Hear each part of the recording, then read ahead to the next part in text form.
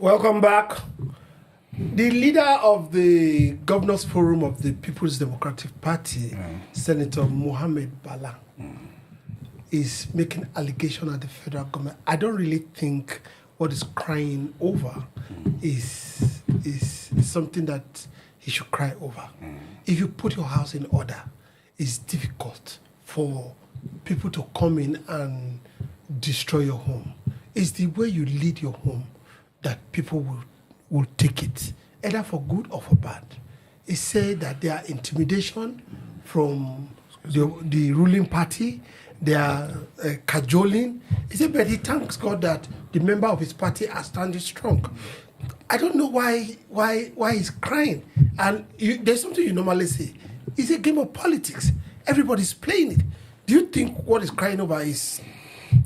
Well, opposition governors and the opposition parties in Nigeria, they have performed very woefully. If I put it that way, they cry when they think there is intimidation against their own structure to also impoverish the people again, but they don't cry when there are policies that are really affecting the people and they don't take it serious.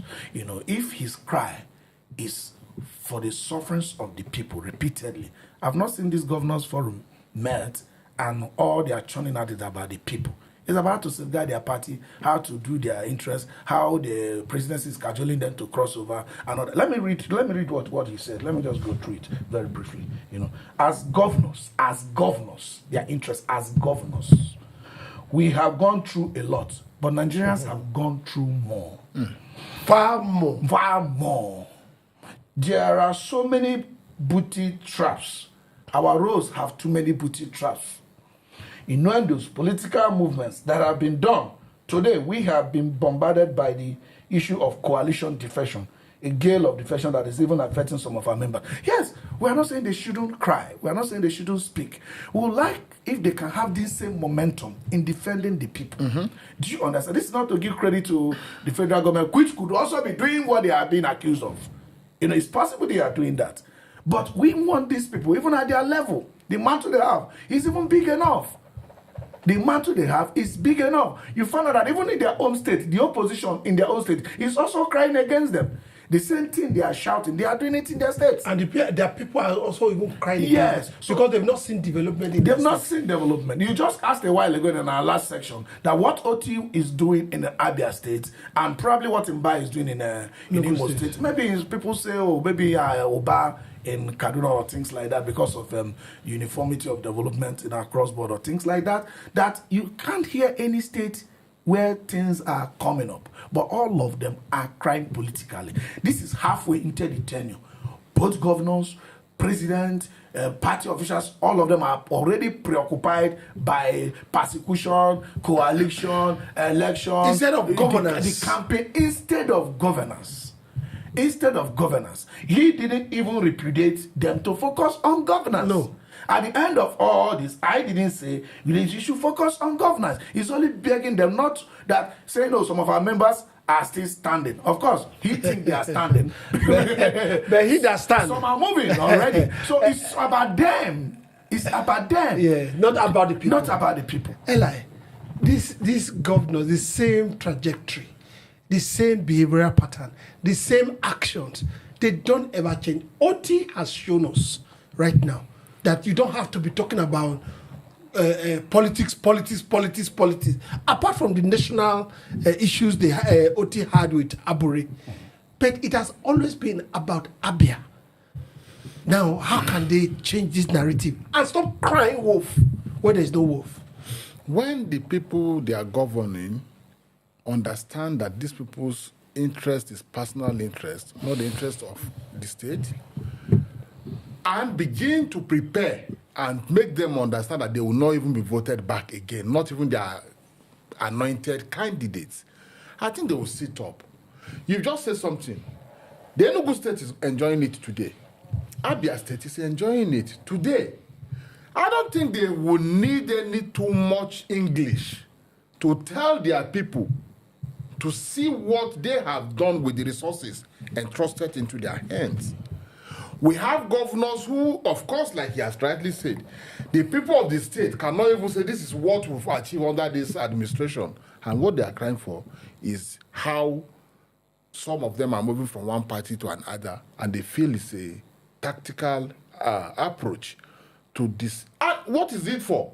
They want that unity because politics is a game of number, all in the interest of one of them wanting to become president in future or having one of their cronies become president where they can continue sharing the national treasury. So I think it's on the people now to understand the sincere interest of these people. Is it personal or for us, for them, I mean the people? When the people realize this, and when INEC begin to do the right, the needful, where people's vote will begin to count, governors will sit up. They will stop talking about party and start talking about development. Now, Okafor, I've not seen, it's possible it has existed. Maybe it's not well publicized. I've not seen where the governor comes into power and calls the members of the House of Representatives for that state, and call the senators representing that state, and call the House of Assembly member and said election is done and dusted. Let us concentrate on development of this state. The constituent projects that comes to the state comes to the people of every senatorial district, of every House of Rep members. All of them. Let's forget the federal. Let's try to see how we can bring as much as we can bring to complement what this one is doing, this one is doing, this one is doing. Don't you think it's a style of leadership that we've I've not always done? been an advocate of consolidation and development, but unfortunately, you want them to say what they are not going to do. You know, ordinarily, our idea, my idea, your idea is that once the election is over, Yes. we should continue with the development and delivery of the service to the people. But in their own case, once election is over, election starts again. From the first day they were inaugurated, election starts again. How they appoint their SA is by electoral map. How they appoint their PA is by electoral map. How they appoint their commissioner in terms of governors is by electoral map. If the senators you are talking about, how he calls the governor is by electoral map. If the senator is trying to contest to replace the governor as the governor is leaving and that governor doesn't like him, they're not going to be meeting. Every action these people take is by the electoral map. So people that are thinking in terms of next election, they are not going to hold meeting in terms of development. That is why we begin to tell people, even the people, when you come out for election today, they say, who know you before? I say, you are being stupid. You actually need those who they do not know before. You actually need those who do not have this experience of corruption before. You need people that want to make a change. You need people who have not been so much experienced in this corruption. Because experiences these people are bringing in from public service has all been experiences of corruption. Experience of how to outwit opponents. Experience of how to play the game of being able to present your case in the judiciary, steal election, go to judiciary and get 3 men, 5 men, maybe in some cases 7 men to elect you eventually. These people have so perfected in this action, and our people tend to be worshipping them. We need to initiate the education, the liberation mode that our people need to activate so that they can start electing people that think differently. The people, let me tell you, you might be scoring OT low in terms of politics, but you can't score him low in terms of development. That's what the people need. That's the kind of governor you want. Those are the kind of legislators you want. Not a legislator that will go to National Assembly to start talking about, empty building bridges in the sky when he clearly knows it's not going to happen. He's moving a motion for creation of state when he knows just so that newspaper will carry it. I will stop you right here. Eli, someone like Bala Mohammed, I don't know him to be a House of Rep member. I think he heard something. He was. Then he became a senator. Then he became an FCT minister, right? Then he became a governor. This is second tenure. I should have thought that his leadership pros should have gone way high. I mean, he should have been someone that is very good in this game. Not just of politics, but of leadership and delivery of services to the people. But here he's talking about their pressing his neck and that of his members.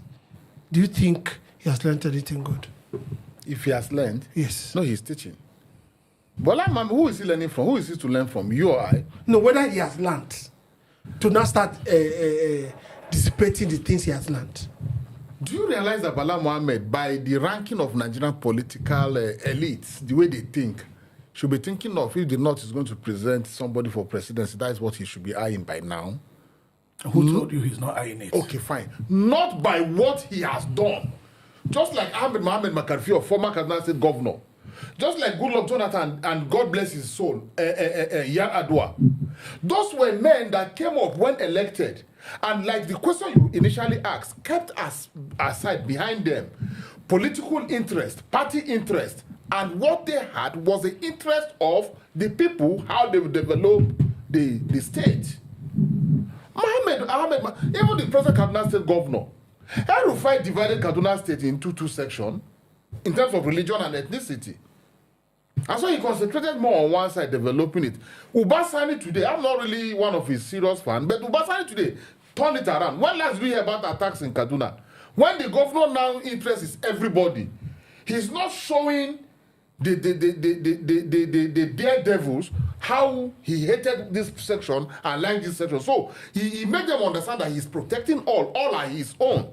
These things stopped long ago. So people like Bala Mohammed, that was so privileged to have worked with late Yar'Adua, to have worked with Mohammed Makarfi of Kaduna State, to have worked very closely with Goodluck. It was not Jonathan's administration. He was the Jonathan's minister. That is it. So by now we're supposed to have seen his work, so that when he's talking, we say, well, the way this man walk, this is when they talk.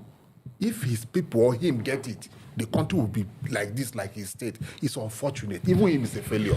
We saw flashes of his Nigerianness when he stood that Yar'Adua should hand over power to Goodluck Jonathan as a senator. Yeah. I mean, it was like a lone voice in a distant. Yeah, he's the same person, no doubt. Like, I mean, Bala is somebody that stands on his ground. He's somebody who can't be intimidated. You know, you remember the last time people went to see Asiwaju in his place? He said he was January. Yes, he couldn't go because he has other things to attend to. So he's a man of his own character, no doubt. But what we are just saying is this: let them put people at the forefront. You know, this thing is beginning to happen anywhere. Like, you see what Nigeria Labour Congress did the last time. That's why they are the most unpopular Labour Congress I've ever had. You know, subsidy was removed, nothing happened, no question to the government as to the plans to the people. Naira floated, no question to the government as to the plans for the people. After some months or thereafter, they're asking for salary increment for government workers, which constitute very small fraction of the entire people. Not up to 10%. During Oshomola time, the people didn't think they should go and form a separate organization to speak for them because they believe NLC was fighting for all workers. And they truly fought for all workers. That's the idea they have. You see, these people become up when they started saying they want to do what's it called, strike or whatever. People were not interested. You have to increment of salary for a government worker. How does that affect the people? It's actually an input cost which might end up skyrocketing inflation. But Oshomola is still in the system. Yeah, no. I mean, but let me tell you, anything that was committed unto you to do it well.